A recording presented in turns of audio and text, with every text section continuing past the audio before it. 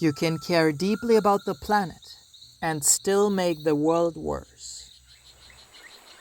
Producing less waste, avoiding the use of chemicals, protecting the rainforest. For a long time, I thought that was what helping the planet looked like. And while those things definitely matter, I eventually noticed a contradiction. Some of the people who cared most about nature seemed to be constantly at war with other people. The more they cared, the more angry they became. And that made me wonder something. Maybe the problem isn't that people don't care enough.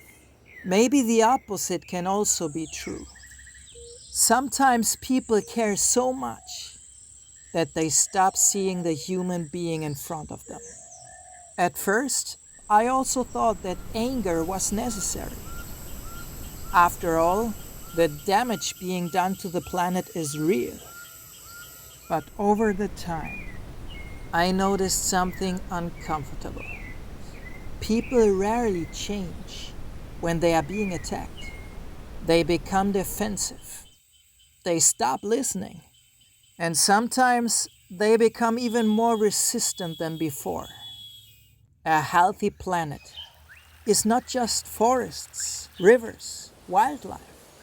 It also includes the people who don't understand it yet. Because if we refuse people the opportunity to change, they will continue playing the same destructive role on this very planet.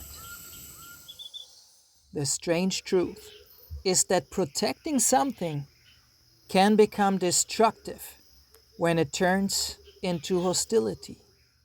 Real change happens when people are given room to grow. And when enough people improve, even a little, the earth begins to heal. Because inside every human being, a better future can begin.